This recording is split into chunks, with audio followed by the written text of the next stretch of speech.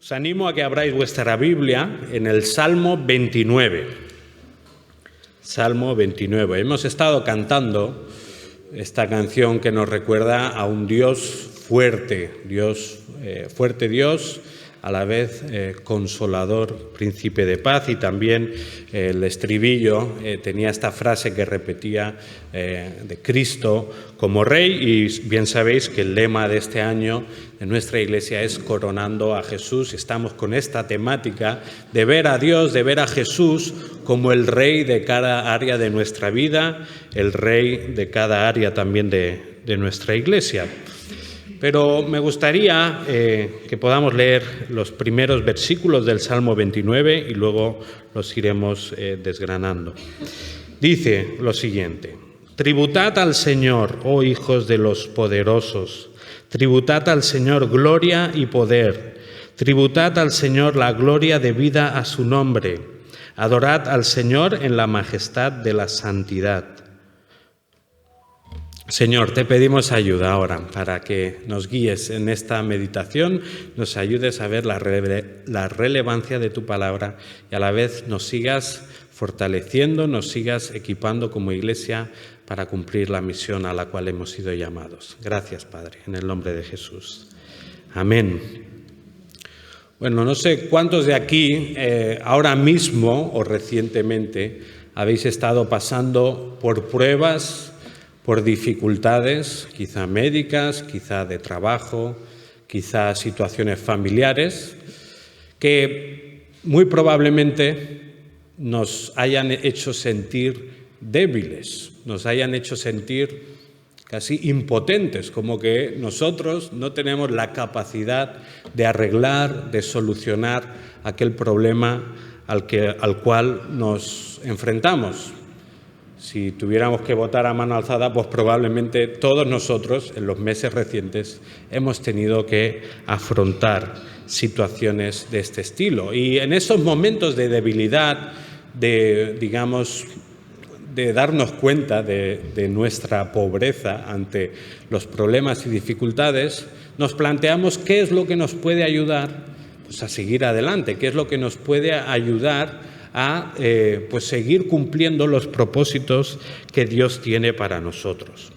El Salmo 29 es una de las muchísimas imágenes que la palabra de Dios nos deja y nos transmite para animarnos en medio de las dudas y para darnos fuerzas cuando afrontamos adversidades. Así que este Salmo nos llama a confiar en que Dios nos dará fuerzas y nos dará paz. Este salmo es bastante curioso en comparación a la mayoría de los otros salmos porque, por un lado, a veces parece un poco repetitivo. Ahora cuando lo leamos del todo veréis que una y otra vez como casi dice las mismas frases, pero también transmite como imágenes muy vivas, imágenes visuales obviamente, pero imágenes que te transmiten mucha fuerza, ¿no?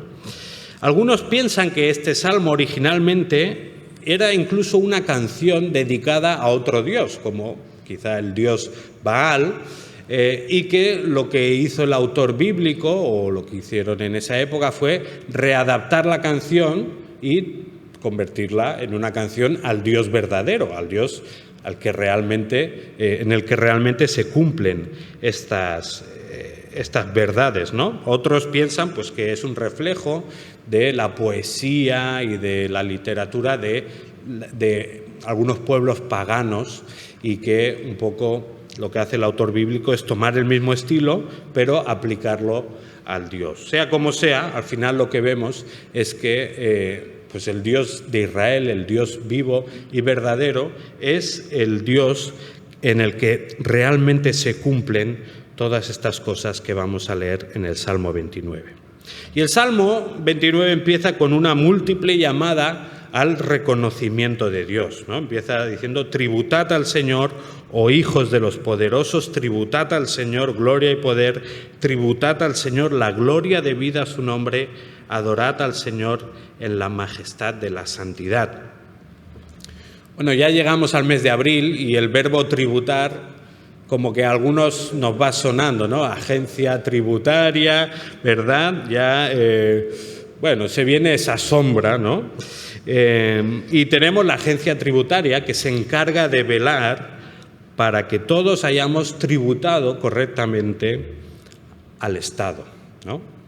Pero aunque hablamos aquí en este salmo, usamos la misma palabra, tributar, realmente la situación es completamente diferente, porque en el caso de lo que nosotros tributamos con impuestos al Estado, lo que estamos haciendo es, en base a lo que cada uno de nosotros recibimos o ganamos con nuestro esfuerzo o lo que sea, entonces, en base a eso y en base a las necesidades que el Estado tiene, pues nosotros tributamos, aportamos impuestos. En el caso del Salmo, en el caso de Dios, es totalmente opuesto, porque el Salmo nos llama a tributar, pero no aquello que nosotros tenemos y que a Dios le falta, no aquello que nosotros nos hemos ganado y que Dios necesita. El Señor nos llama a tributar, dice, gloria y poder.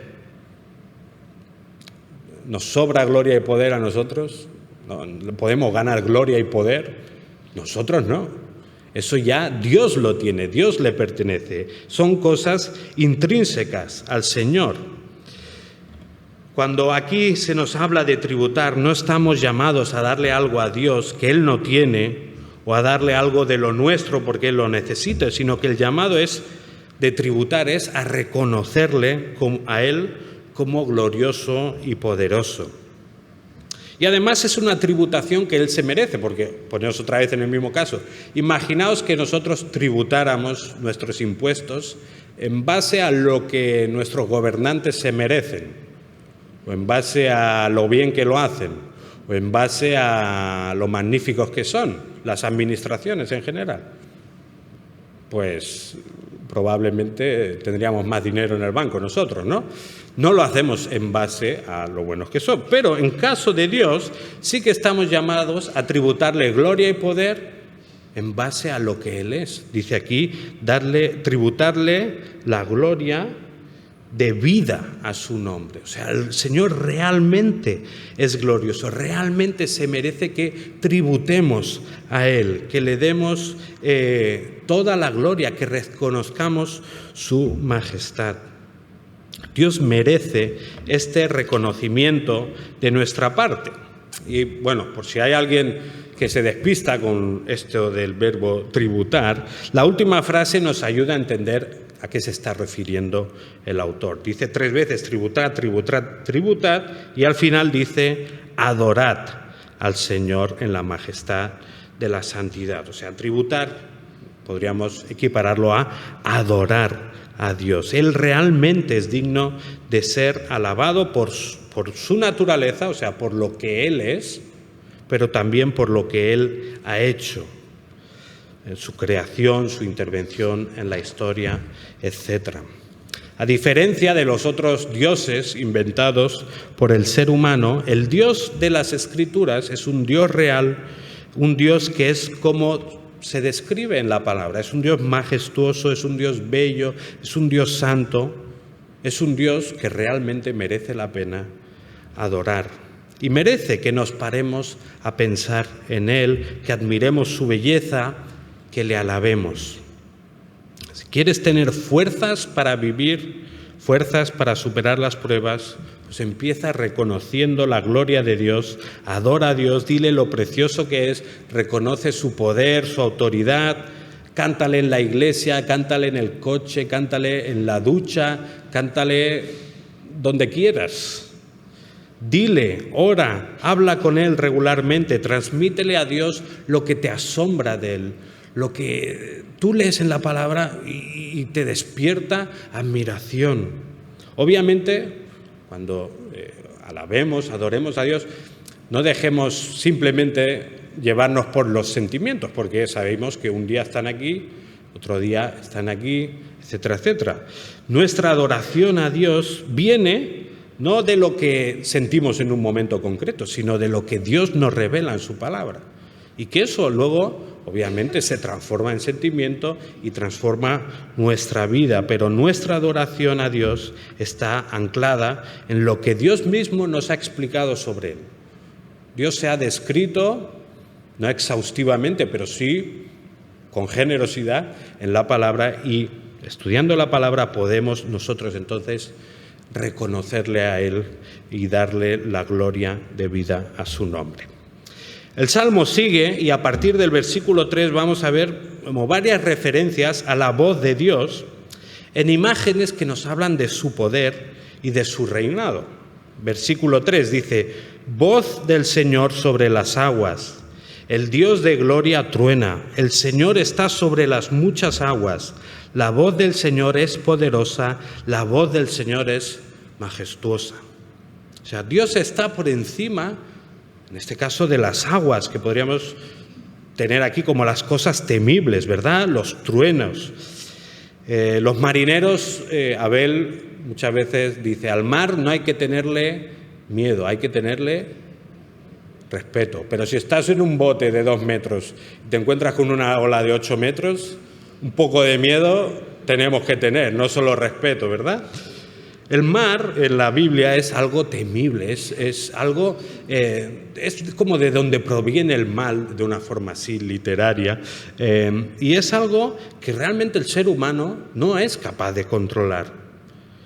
El ser humano se empeña pues muchas veces en construir en primera línea de mar. Nos gusta verlo, ¿verdad? Nos gusta tenerlo. Y aquí en Vilanova pues, no vamos a decir otra cosa. Pero yo recuerdo en mi pueblo, en Blanes, una vez pues construyen ahí en primera línea, pero a la que viene un temporal pues se carga el paseo, destroza hoteles, destroza chiringuitos, destroza un montón de cosas. ¿Por qué? Porque el ser humano, por mucho que nosotros confiamos en el cemento y en en los arquitectos y en gente así poco confiable, no podemos hacer nada contra las aguas. En Valencia todavía, meses después, se están recuperando ¿de qué? De una tormenta, de inundación, de muchas aguas, ¿verdad? El ser humano no puede contra ciertas cosas, pero aquí en el Salmo vemos que la voz del Señor está sobre las aguas, sobre las muchas aguas. La voz de Dios es poderosa y es majestuosa. Versículo 5 sigue diciendo, la voz del Señor rompe los cedros. Sí, el Señor hace pedazos los cedros del Líbano y como becerro hace saltar al Líbano y al Sirión como cría de búfalo. La voz del Señor levanta llamas de fuego, la voz del Señor hace temblar el desierto, el Señor hace temblar el desierto de Cades. La voz del Señor hace parir a las ciervas y deja los bosques desnudos y en su templo todo dice gloria. Se nos habla aquí de los cedros del Líbano, ¿no? Los cedros, no los cerdos del Líbano, los cedros. Los cedros son un árbol, pero no es un arbolito. Los cedros del Líbano son un señor árbol. Son árboles que tú los ves y transmiten robustez, o sea, estabilidad, ¿no? Y dice aquí que la voz del Señor rompe los cedros del Líbano. Se nos habla también del Líbano, del Sirión, refiriéndose a unas montañas portentosas. Y dice que el Señor, estas montañas tremendas, grandes, inmensas, el Señor las hace saltar como un becerro, o sea, como que son ligeras para la voz del Señor. Luego, pues habla sobre la potencia del fuego, sobre la inmensidad del desierto, sobre el reino animal, sobre todas estas cosas grandes, potentes, sobre cosas que al ser humano se le escapan del control del ser humano, dice la voz del Señor.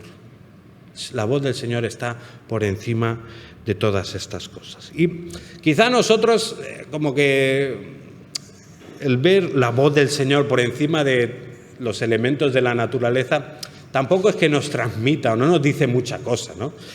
Porque pues, nuestra vida en sí tampoco depende mucho de que llueve o deja de llover, de que pues, las cosechas sean buenas, etcétera, etcétera. Pero siempre tenemos que pensar en cómo lo hubieran entendido en el tiempo de la escritura de este salmo. Y cuando tu vida pues, realmente está prácticamente a expensas del tiempo, cuando tu supervivencia depende de si llueve o no llueve, si tu familia sigue adelante, pues dependiendo de la naturaleza, entonces escuchar que la voz del Señor está por encima de todos estos elementos realmente les daba paz, les daba tranquilidad, les daba confianza. Sabían que el Señor realmente era poderoso sobre las cosas que ellos más anhelaban o que ellos más necesitaban. Si lo tuviéramos que traducir un poco a nuestra situación, podríamos decir que la voz de Dios está por encima de las leyes, de los partidos políticos, está por encima de los sistemas financieros, de los bancos. La voz de Dios está por encima del Tribunal Supremo, de la Unión Europea, de la OTAN. La voz de Dios está por encima de las multinacionales, de los directivos, de los rectores de tu universidad, de los comités ejecutivos. La voz de Dios está por encima de tus jefes, de tu ayuntamiento, del presidente de tu comunidad. La voz de Dios es gloriosa y majestuosa y nada se le puede comparar. Y el versículo 9 acaba diciendo, y en su templo todo dice gloria. No sabemos si se refiere al templo físico o está haciendo una metáfora también de los lugares celestiales donde los seres más superiores que nos podamos imaginar, arcángeles, serafines, etcétera, etcétera. Lo más excelente de la creación, dice, todo dice gloria. O sea, lo más excelente reconoce la gloria del Señor. Ahora, ¿cómo reaccionamos nosotros ante la voz de Dios? ¿Cómo respondemos ante su gloria y su majestad? ¿Cómo apreciamos su poder y su fortaleza? ¿Realmente nos asombra, nos entusiasma, nos contagia, nos mueve, nos empuja? Ojalá, pero si lo reconocemos, no siempre es así. A veces contemplamos la gloria de Dios, escuchamos o leemos pasajes tremendos y nuestra respuesta es de indiferencia o de, ¿a mí de qué me sirve para lo que yo estoy viviendo en mi día a día? ¿De qué me sirve en el trabajo? ¿Sabe que la voz del Señor está por encima de las muchas aguas? Tenemos que reconocer que muchas veces respondemos ante esta gloria y majestad de Dios con indiferencia. A los que pues a veces tenemos que estudiar más la Biblia por dedicarnos más a ello, los que están estudiando en IFSTE. Muchas veces es posible que estemos leyendo cosas maravillosas del Señor y en verdad estamos por dentro pensando, tengo que acabar esto antes de las 12 de la noche o algo así. O tengo esto para mañana, tengo que explicarlo bien, etcétera, etcétera. Dios revela cosas gloriosas sobre Él mismo que muchas veces pasamos rápido porque tenemos otra cosa más importante. Bueno, Dios es realmente poderoso y está por encima de todas las cosas y nos llama este salmo a reconocerlo, a pararnos y darnos cuenta de, Dios es realmente glorioso, Dios realmente es majestuoso, Dios realmente está por encima de todas las situaciones en las que estoy viviendo, por encima de todos mis problemas, por encima de todas mis dificultades, por encima de todas las amenazas que hay en mi vida. Dios está reinando. Dios es verdaderamente poderoso y por eso podemos y debemos adorarle y reconocer su majestad. El versículo 10 dice, el Señor se sentó como rey cuando el diluvio, sí, como rey se sienta el Señor para siempre. Hablar de la voz de Dios es hablar de la voz de un rey. Cuando nosotros pensamos en nuestra voz, ¿qué podemos conseguir con nuestra voz? Si yo dejo este boli aquí y os pido que lo mováis 1 metro con vuestra voz, un boli, boli que no sé, pesará 10 gramos, o con vuestra voz o con mi voz lo podemos mover. No podemos hacer nada con nuestra voz, algo tan pequeño. En cambio, ¿qué hace un rey? Un rey con su voz hace lo que quiere, porque un rey dice esto, ¿y qué pasa? Y se hace. Y Dios es esta clase de rey, no un rey humano que puede conseguir cosas limitadas, porque nuestro rey puede decir que haya paz en Ucrania, ¿lo puede conseguir? No. Pero nuestro rey, nuestro Dios, puede conseguir todo lo que quiera. Así hizo el mundo, ¿verdad? Y dijo Dios tal y se hizo tal. Y dijo Dios tal y se hizo tal. Pues de la misma manera, Dios es rey en este sentido. Su voz gobierna, su voz está por encima de todas las cosas. La voz de un rey es poderosa, pero la voz del rey del universo es incontestable. El Salmo 29 nos transmite esta imagen potente de un rey poderoso, de un rey que realmente reina, un rey que está por encima de todas las cosas. Pero esta imagen de rey poderoso no debemos desmarcarla del propósito para el cual se revela. Porque si lo pensamos bien, un rey tan poderoso, tan grande, tan majestuoso, tan santo, de alguna manera no nos conviene del todo. Porque nosotros somos todo lo contrario. Si somos honestos, deberíamos reconocer que un Dios así estaría en su total derecho de fulminarnos por todas las veces que le hemos desobedecido. Ya ni siquiera, no pensemos en antes de nuestra conversión. En cuando ya le hemos dicho, Señor, sí, tú eres mi rey, tú eres mi Dios, yo te lo entrego todo, pues después de decir eso, ¿cuántas veces le hemos desobedecido? ¿Cuántas veces hemos ignorado que Él es nuestro rey y hemos pretendido otra vez sentarnos en el trono? Bueno, solo por ese hecho ya este rey majestuoso tendría derecho de fulminarnos.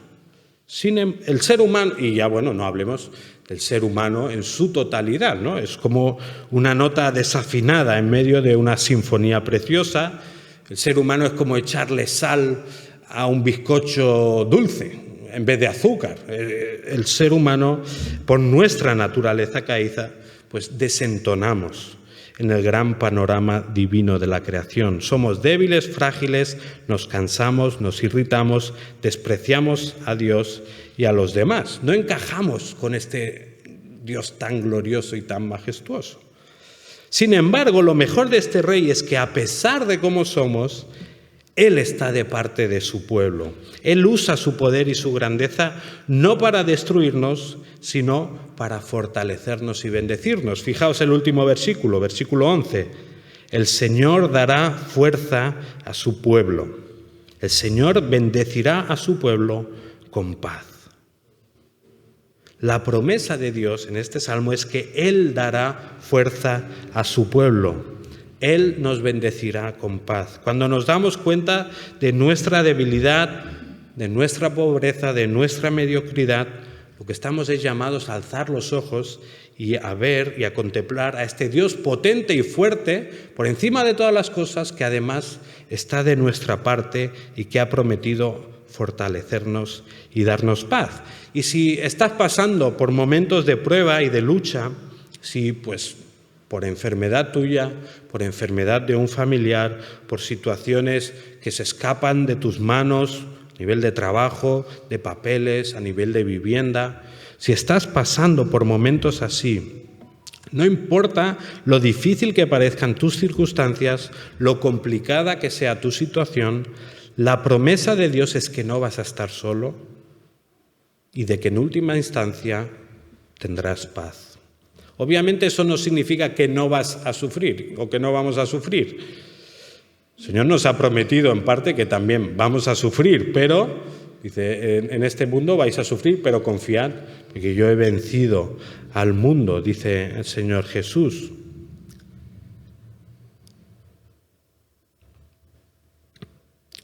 Como decía, esta promesa no significa que no vayamos a perder trabajos, que no suframos enfermedades, que no perdamos amistades o familiares queridos, pero sí significa que en medio de todas estas situaciones estamos seguros y seremos fortalecidos por el Señor, y que todas estas situaciones serán usadas por Dios con un propósito de paz para nuestra vida.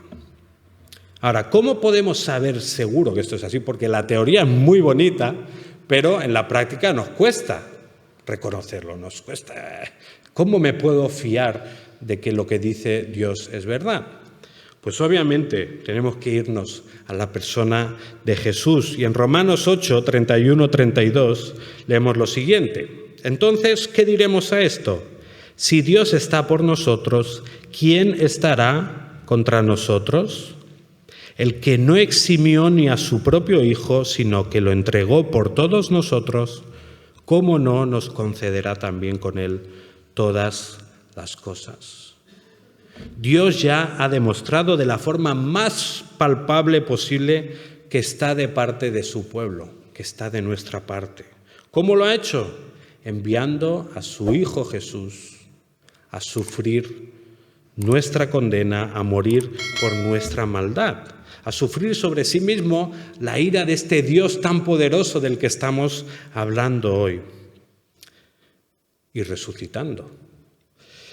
Entonces, si Él nos ha dado su Hijo, como dice este versículo en Romanos, ¿cómo no nos dará Él también todas las cosas? ¿Cómo no nos va a dar Dios fortaleza en medio de las pruebas? ¿Cómo no nos va a dar paz, aunque la situación parezca muy complicada?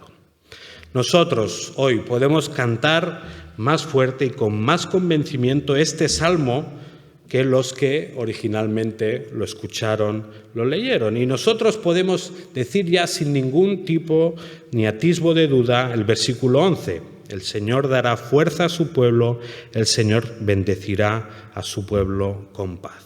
Por tanto, confiemos completamente en Dios, pues en Él tenemos un Rey poderoso. Vamos ahora a darle gracias al Señor por ser este Dios poderoso en el que podemos confiar. Vamos a adorarle una vez más. Libremente podemos orar.